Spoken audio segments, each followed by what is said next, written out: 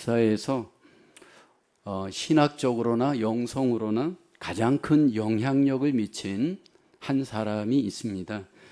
1700년대를 살았던 조나단 에드워드라고 하는 목사님이십니다. 그래서 어떤 사람들은 이 조나단 에드워드 목사님을 가리켜서 신앙의 에베레스트 산이다 말합니다. 가장 높은 산 에베레스트 산처럼 신앙의 가장 높은 산 에베레스트 산 같은 분이 조나단 에드워드다 그렇게 평가하기도 합니다. 어떻게 그는 높은 경지의 신앙을 가질 수 있었을까 질문할 수 있습니다. 그분은 하나님의 주권을 강조하고 인간의 자유의지를 강조합니다. 특별히 인간의 자유의지에 대해서 굉장히 강조를 많이 합니다. 인간의 자유의지에 있어서 그 이성과 감정과 거룩한 의지가 어떻게 조화를 이루어서 실천할까? 그 부분에 대해서 많은 글을 발표하고 또 많은 설교를 하였습니다. 이 조나단 에드워드 목사님의 70가지 결심문 우리에게 잘 알려져 있습니다. 18살 때 회심을 하고 마음의 결심을 하고 그 결심문을 기록합니다. 그리고 날마다 이 결심문을 하나님 앞에 사는지 스스로 점검하고 그 결심문을 내 삶의 기준으로 삼습니다. 그는 과연 무엇을 결심했을까? 70가지 70 결심문 중에서 제가 3가지만 소개합니다.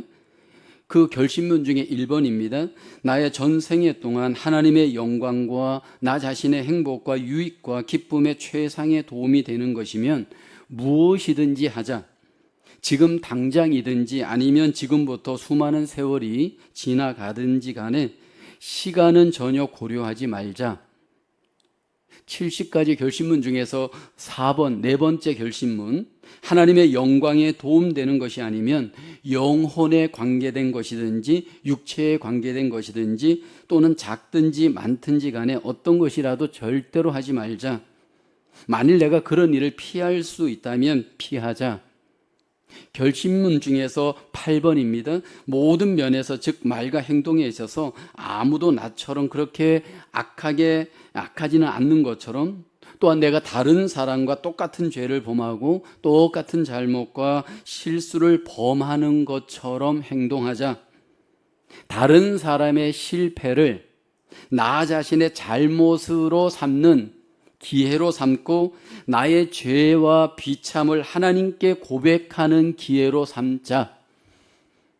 3가지를 제가 여러분에게 소개해 주었습니다. 여러분은 이 결심문을 들으면서 어떤 느낌, 어떤 생각이 드시는지요? 우리는 하나님 앞에 신앙과 삶을 살 때 하나님의 전적인 주권으로 말미암아 구원의 은혜를 우리는 받습니다. 그리고 우리의 삶의 은혜도 하나님의 전적인 은혜로 말미암아 삶의 은혜를 받습니다.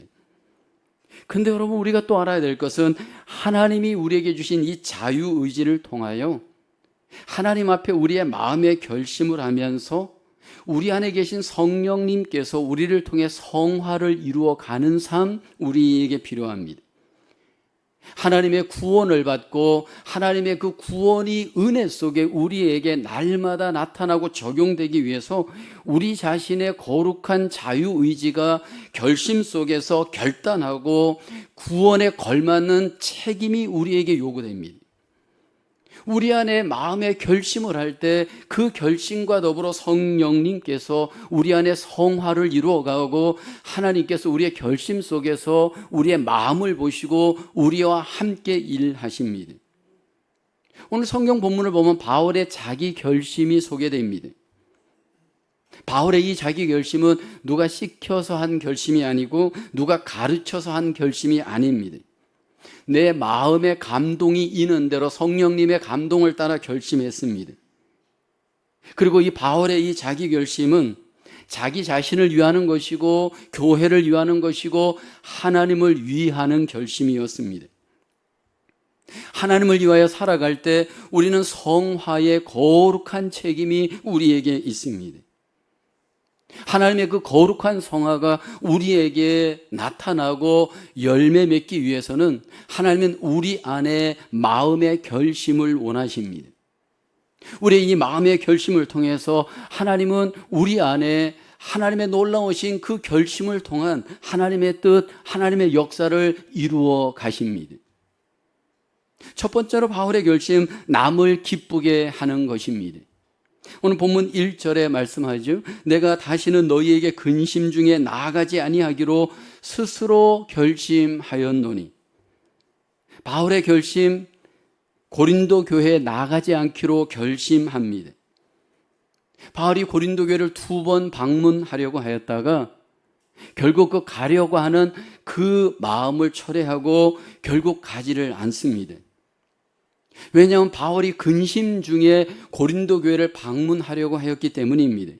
바울이 근심 중에 고린도 교회를 방문하게 되면 그 근심은 교회의 전염이 됩니다. 바울의 근심을 통해 방문받은 교회가 근심하게 되어지면 또 그 교회의 근심이 바울에게 또 근심을 낳게 합니다. 바울은 교회와의 관계가 근심이 아닌 기쁨의 관계가 되기를 원하였습니다. 여러분, 바울의 관계 맺는 그 방식을 주목해 보셔야 합니다. 자기를 기준으로 하여 마음과 말과 행동을 하지 않습니다.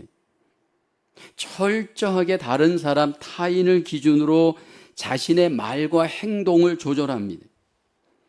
만약 내 말이, 내 행동이 다른 사람에게 근심이 된다면 그 마음, 그 말, 그 행동을 스탑합니다.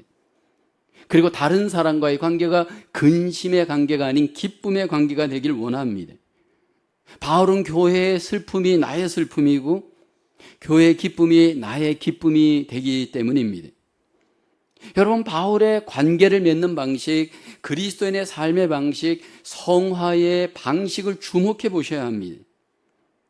바울은 나를 기준으로 하여서 하나님 앞에 살지를 않습니다.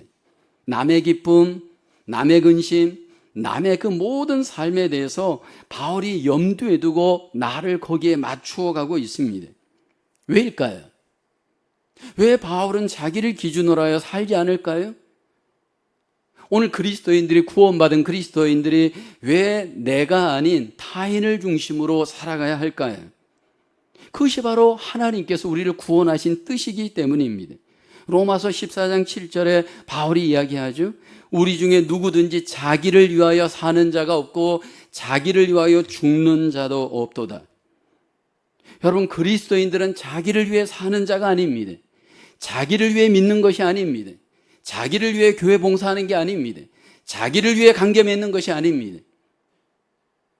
철저하게 바울을 보게 되어지면 타인을 중심으로 사는 것이 주님의 뜻인 것을 우리에게 말하죠.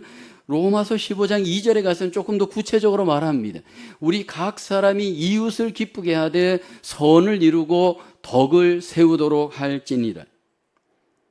내 삶 가운데 하나님의 선, 내 삶 가운데 이웃을 위한 덕의 시작이 무엇일까라는 겁니다. 바울은 철저하게 우리의 내면, 우리의 마음의 동기를 강조합니다. 먼저 내 안에 자기를 기쁘게 하려고 하는 마음을 내려놓으라, 포기하라. 여기 보면 하나님 앞에 강조합니다. 남을 먼저 기쁘게 하고, 남을 먼저 배려하고, 남을 먼저 높이는 마음을 내 안에 가져야 합니다. 말을 하려고 할 때 내 마음을 쫓아 말하지 말고 남들의 마음을 존중히 여기면서 말할 수 있어야 합니다. 사역을 할 때 내 마음을 따라 사역하기보다 남들과 교회 공동체를 염두에 두고 사역할 수 있어야 됩니다. 하나님께서 우리에게 원하시는 것은 이제 이기적인, 셀피시적인, 그 자기중심적인 삶이 아닙니다. 교회 가운데 상당수의 문제가 왜 발생합니까? 내 자신, 자기 자신을 먼저 생각하기 때문입니다. 여러분, 자기 자신을 생각하는 사람들이 자기 자신을 생각한다고 생각할까요? 내 자신에게 이미 집중되어져 있는 분은 내가 내 중심적이다, 이기적이다라는 것을 전혀 깨닫지를 못합니다. 이미 나에게 유스트가 되어 있고 중독이 되어 있고, 여러분, 그것이 이미 익숙한 루틴이 되어 있기 때문에 내가 지금 내 자신이 어떤 행동을 하는지 객관적으로 나를 바라보지 못합니다. 그 모습으로 관계를 맺고 그 모습으로 사역을 하고 그 모습으로 삶을 살아가면서 남에게 피해를 주는데도 나는 전혀 문제가 없을 수 있다 생각합니다. 고린도 교회가 그랬습니다.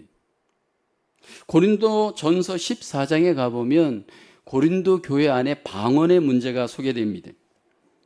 고린도 교회가 방언을 공중 예배 속에 자유롭게 말했습니다. 방언으로 예배를 드리면서 교회 안에 모든 예배의 질서가 다 무너졌습니다. 문제는 약한 자들이 시험을 받았습니다. 근데 그 방언을 말하는 자들은 자기의 자유함대로 무슨 상관, 무슨 문제, 이런 식으로 공중 예배 속에서 자유롭게 방언으로 예배했습니다. 바울은 이러한 교회를 향해서 자유를 앞세우는 교회를 향해서 말하죠. 고린도전서 14장 26절에 그런즉 형제들아 어찌할까? 너희가 모일 때에 각각 찬송시도 있으며 가르치는 말씀도 있으며 계시도 있으며 방언도 있으며 통역함도 있나니 모든 것을 덕을 세우기 위하여 하라. 만약에 교회 안에서 방언에 대한 통역이 없다, 스탑하라, 잠잠하라 말합니다. 자기와 하나님께만 말하고 공중 예배 속에 누군가에게 피해가 되고 방해가 된다면 여기 방언으로 말하지 말라 말합니다. 남의 유익을 쫓으라는 겁니다. 남의 기쁨을 생각하라는 겁니다. 여러분, 이것은 단지 방언만의 문제가 아닙니다.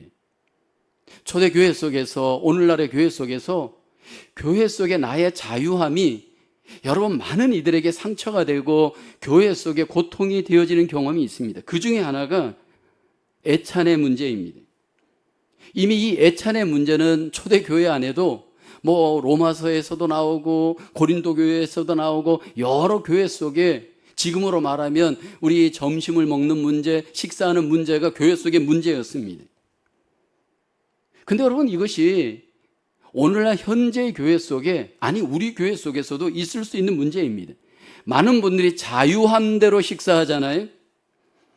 나의 기쁨을 쫓는 식사를 하잖아요.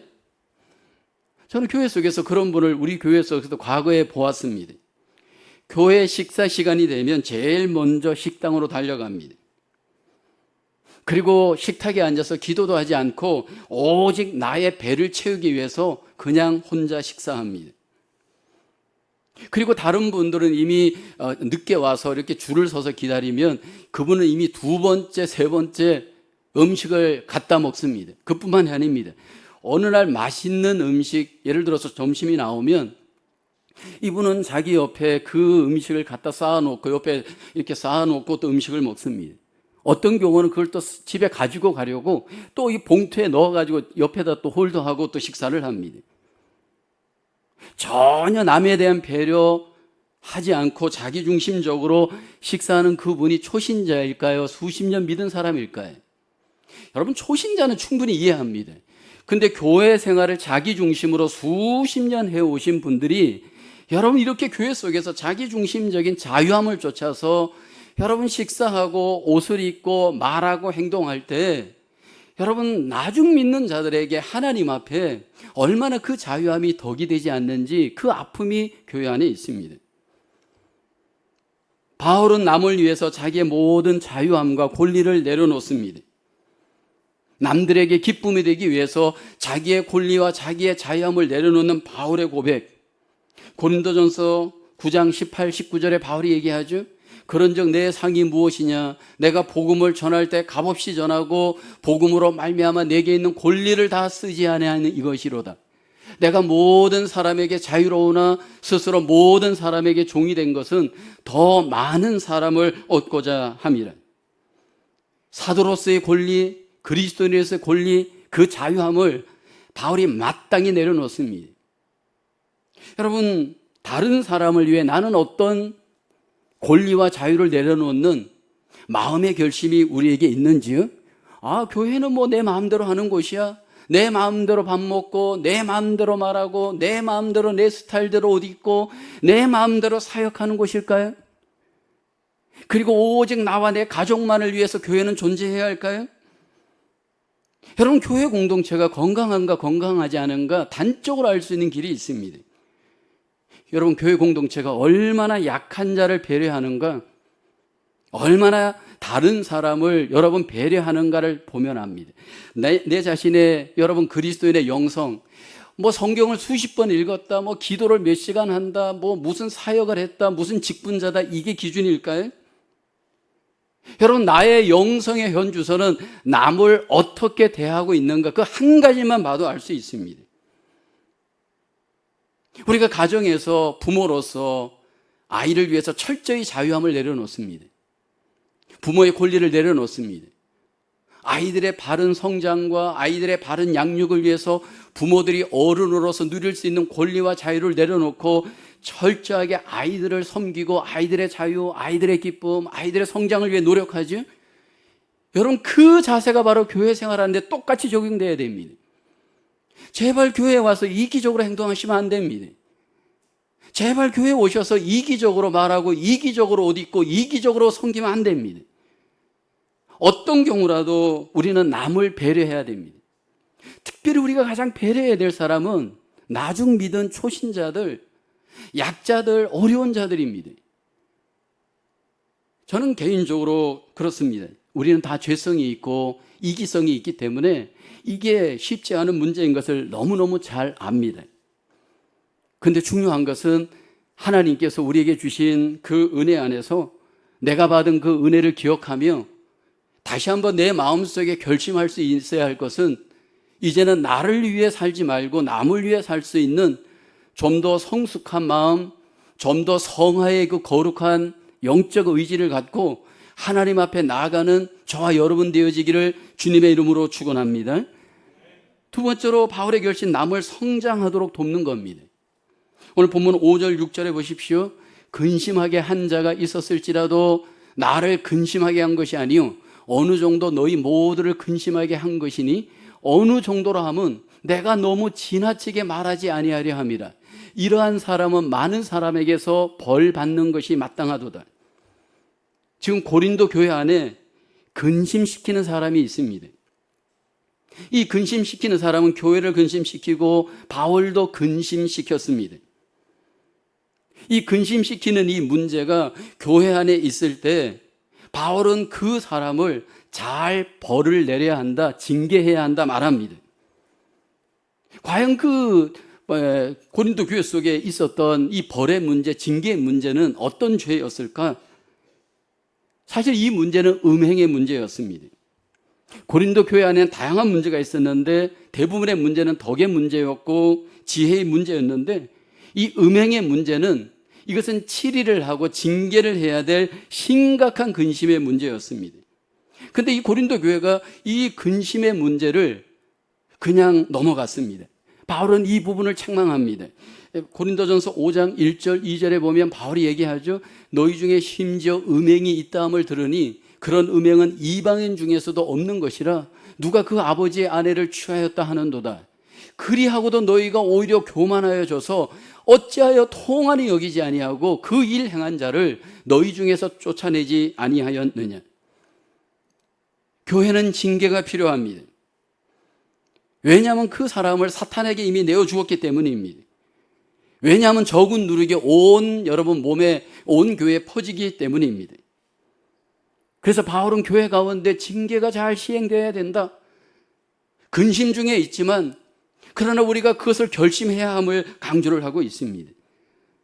예수님도 교회 안에 징계를 강조하잖아요. 마태복음 18장 15에서 17절에 보면 내 형제가 죄를 범하거든 가서 너와 그 사람과만 상대하여 권고하라. 만일 들으면 내가 내 형제를 얻은 것이요.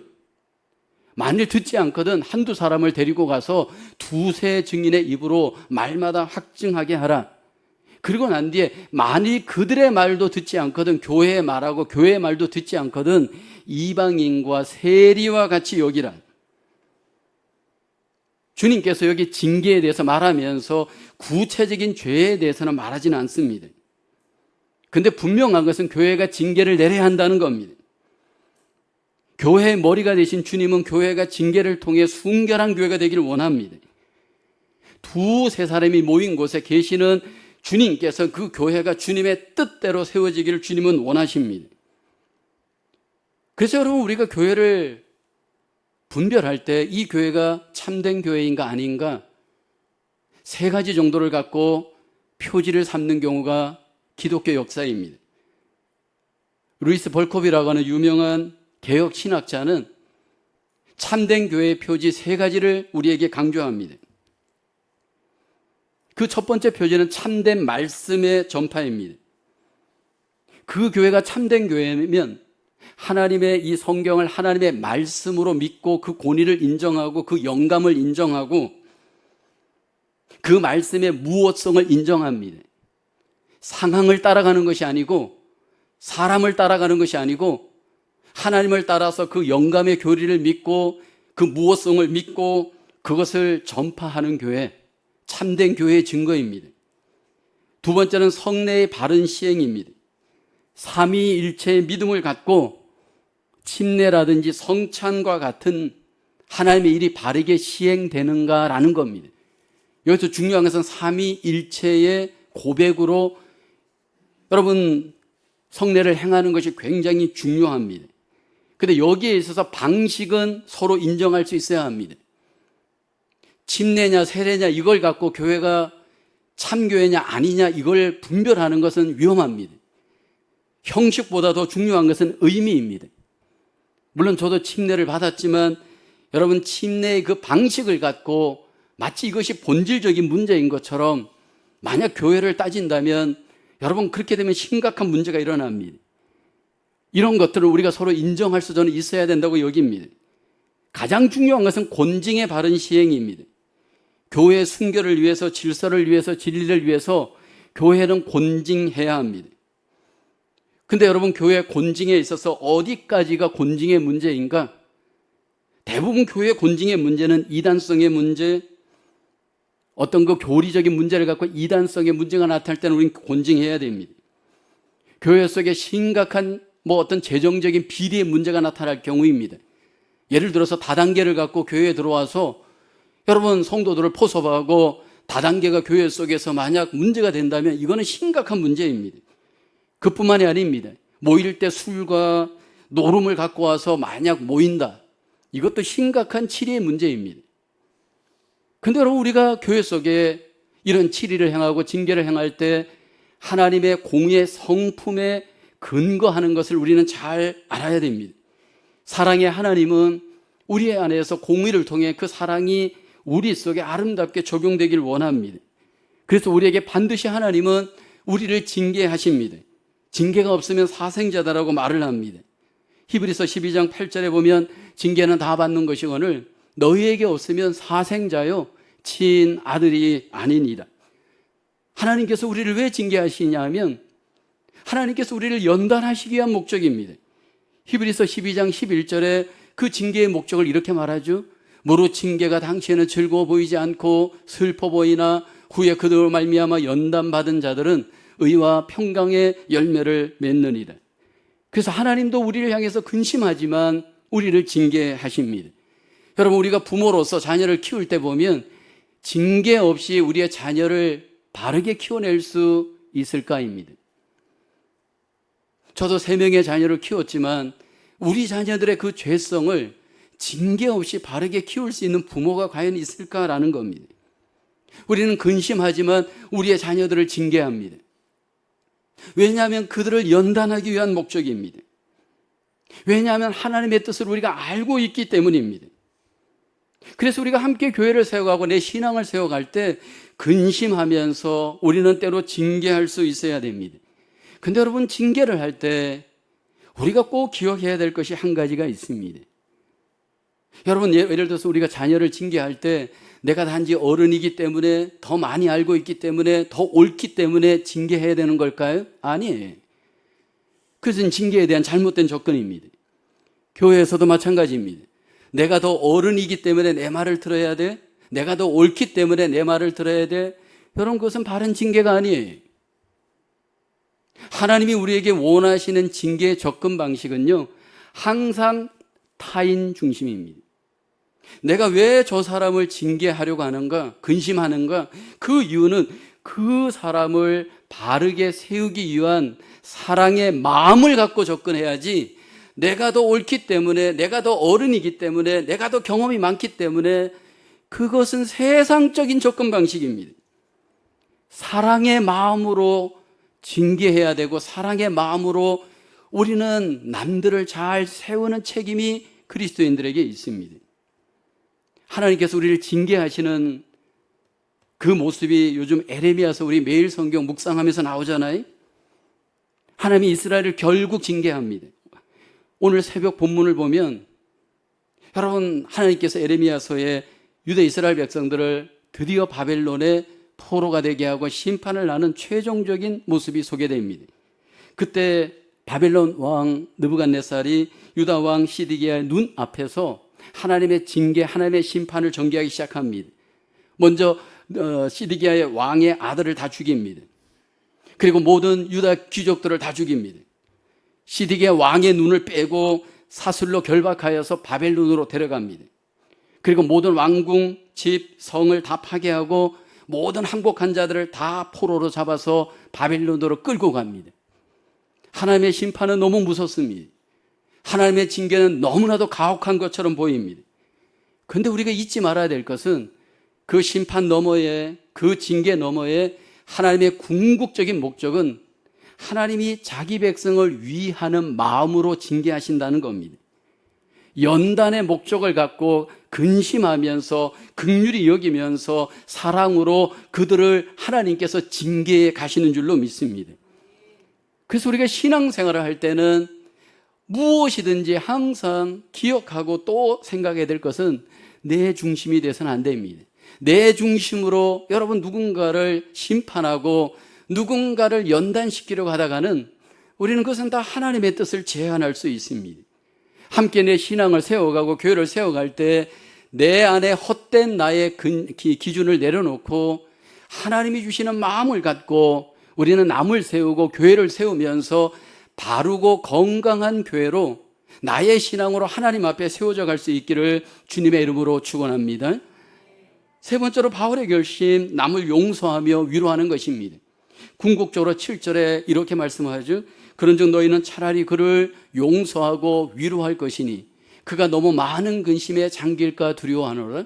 그러므로 너희를 권하노니 사랑을 그들에게 나타내라.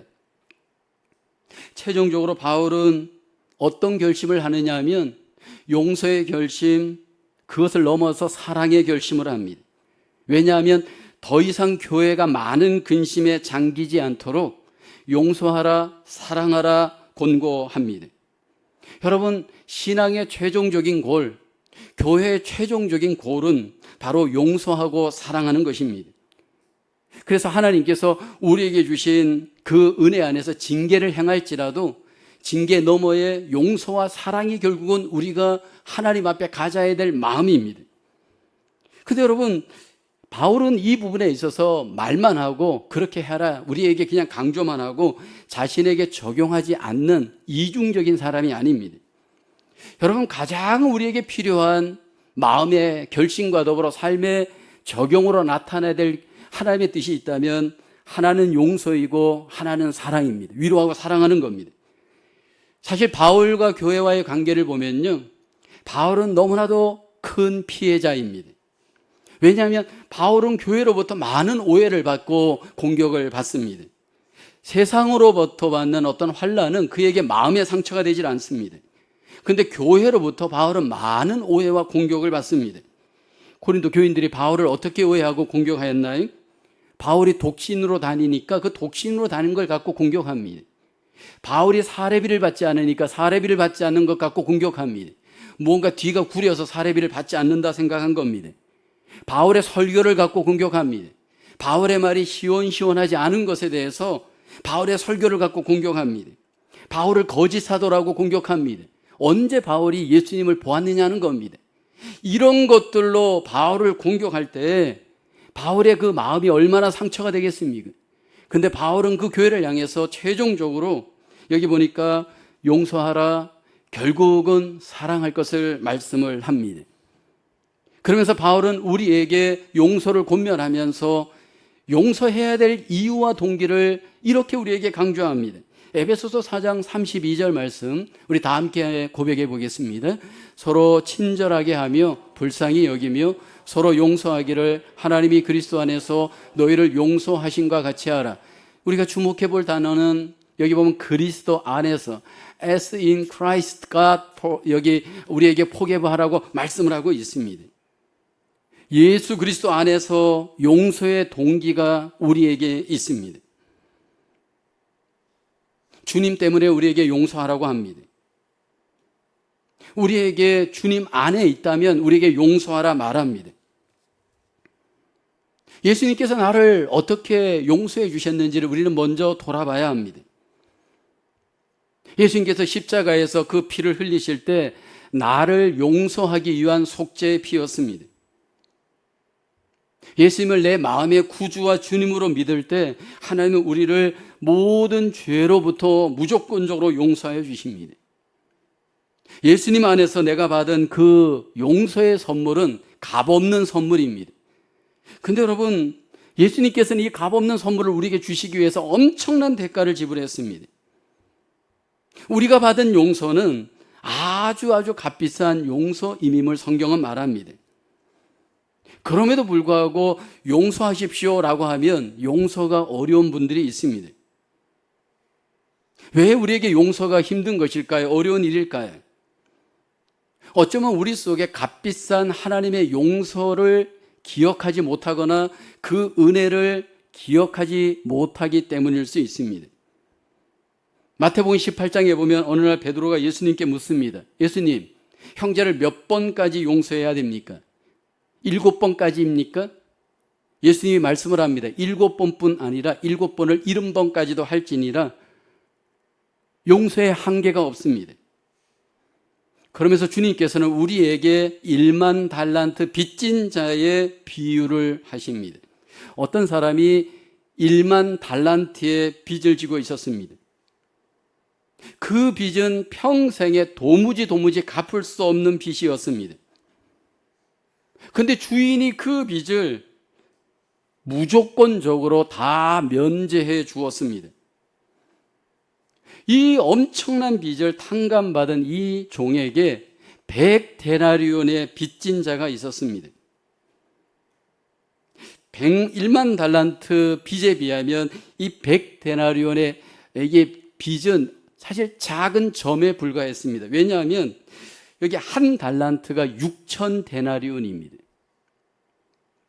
그러니까 여러분 1만 달란트 그 빚을 탕감받은 종은 그 점에 해당되는 100데나리온의 빚진 자를 은혜를 기억하지 못하고 옥에 가두어 버립니다. 근데 여러분 그것이 나의 모습일 수 있습니다.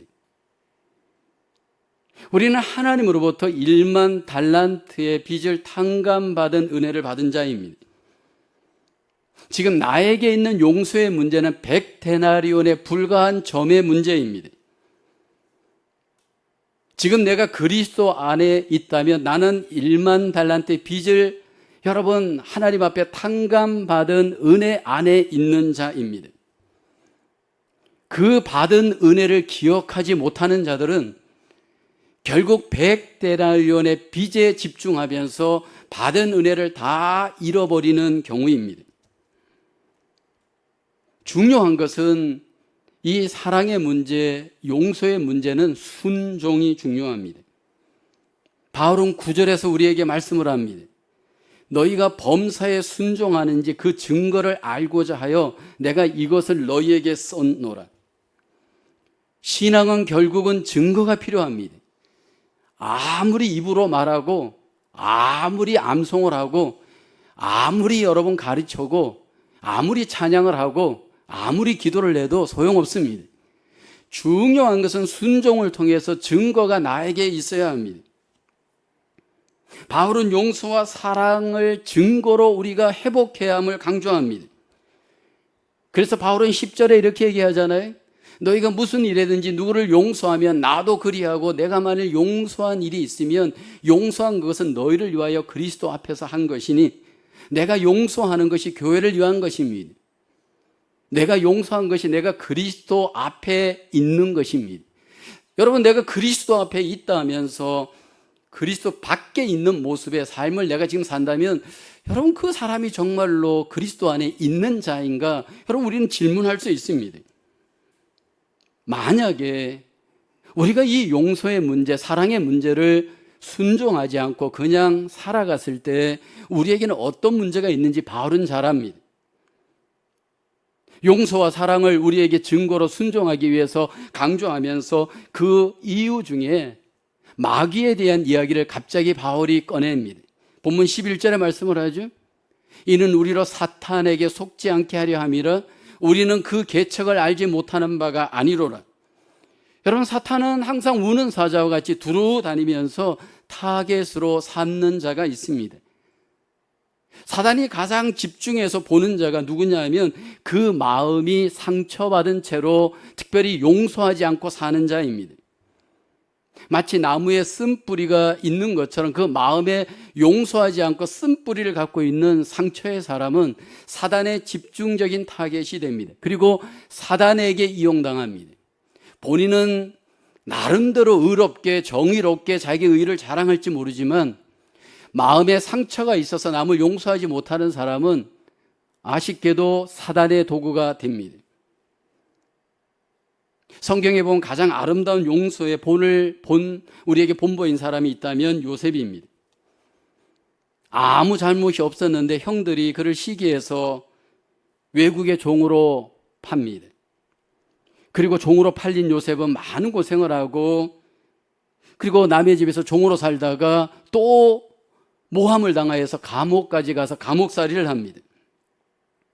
그리고 난 뒤에 하나님의 전적인 은혜로 애굽의 총리가 되었습니다. 그리고 드디어 어느 날 자기를 팔았던 형들을 만납니다.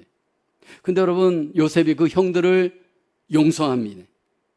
그럴 때 용서의 근거를 이렇게 말하죠. 창세기 45장 5절에 보면 당신들이 나를 이곳에 팔았다고 해서 근심하지 마소서, 한탄하지 마소서, 하나님이 생명을 구원하시려고 나를 당신들보다 먼저 보내셨나이다. 여러분, 요셉이 팩트에 집중하지 않습니다. 요셉에게 일어났던 그 팩트는 여기 보니까 나를 팔았습니다. 형들이 분명히 팔았습니다. 이것은 잘못된 팩트입니다.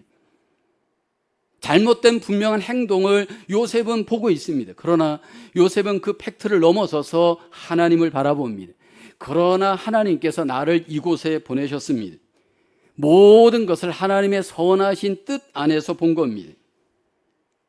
그로 인해서 결국 요셉은 용서할 수 있었습니다. 많은 분들이 너무 팩트에 집중합니다. 그 사람이 잘못된 행동만을 보고 내가 심판자가 되어서 그 사람을 나의 의로 심판할 때 우리는 용서가 어렵습니다. 나는 그 순간은 옳을 수 있습니다. 그러나 그 순간을 넘어서면 나도 또 여러분 잘못할 수 있는 연약함이 우리에게 있습니다. 그래서 우리가 어떤 경우라도 하나님의 관점을 갖고 하나님의 뜻을 갖고 우리는 그 사람을 용서하기로 마음에 결심하고 삶으로 증거를 통해 하나님은 우리가 나타나기를 소원하시는 줄로 믿습니다. 왜 나에게 이런 상처의 일, 이 아픔의 일이 일어나는가? 그 팩트에 집중하다 보면 마음에 원망이 생기고 원망이 생기면 그 안에서 내가 자꾸 정죄하고 보복하려고 하는 보복자의 마음이 일어납니다. 그러나 그 팩트를 보면서 그 너머에 있는 하나님을 보는 사람, 하나님의 마음, 하나님의 뜻을 보는 사람은 합력하여 선을 이루시는 그 하나님을 바라보면서 그 선하신 뜻을 믿으면서 우리는 결국 마음에 용서하기로 결심하고 용서하는 결심이 여러분 우리 속에 순종의 증거로 나타나게 될 줄로 믿습니다. 인생은 자기 선택입니다. 먼저 내 마음에 어떤 결심으로 내 인생은 선택되어지고 있나요? 보이지 않는 하나님이 우리 속에 마음의 결심이 무엇인지를 주목하고 계십니다. 바울의 결심은 철저히 하나님을 기쁘게 하는 마음의 결심을 통해 그 삶 속에 하나님의 성령께서 하나님께서 일하시도록 자기의 마음을 하나님께 드렸습니다. 여러분, 믿음 생활을 인격적으로 한다는 것은 내 마음을 하나님 앞에 바르게 관계하면서 행하는 겁니다. 외적으로 내가 아무리 옳은 행동을 한다 할지라도 내적으로 그 마음이 옳지 않다면 그건 옳지 않은 겁니다. 먼저 내 속에 옳은 결심, 바른 결심, 믿음의 결심, 선한 결심, 하나님을 기쁘게 하는 결심이 여러분 이 순간 저와 여러분 속에 다시 한번 하나님 앞에 결단할 수 있기를 주의 이름으로 축복합니다. 우리는 어떤 결심을 가져야 할까요? 바울의 결심, 남을 기쁘게 하는 결심입니다.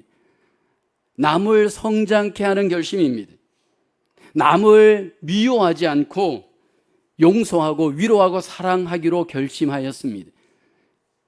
이 순간 우리가 함께 예배하면서 우리 마음속에 하나님을 온전하게 기쁘게 하는 그러한 열심들이, 마음들이 하나님 앞에 우리 속에 다시 한번 결단하고 회복하며 하나님 앞에 드려져, 하나님 앞에 드려지는 저와 여러분들의 삶이 하나님께 영광이 되어지기를 주님의 이름으로 축원합니다. 기도하겠습니다. 은혜가 풍성하신 하나님, 무조건적인 은혜로 우리를 용서하시고 자녀 삼아주시고 인도하심을 감사합니다. 우리의 삶 속에서 어떤 위기가 있고 아픔과 상처가 있을지라도 그리스도 안에서 받은 은혜, 받은 사랑을 기억하며 나를 위해 살지 않고 남을 위해 살게 하시고 예수님을 위해 살아갈 수 있는 저희들 되게 도와주시옵소서. 항상 우리 안에 다시 한번 바울에 가졌던 그 아름다운 결심들이 우리의 결심이 되게 하시고 하나님 앞에 증거로 나타날 수 있도록 우리의 삶을 인도하여 주시옵소서. 감사하고 예수님의 이름으로 기도하옵나이다. 아멘.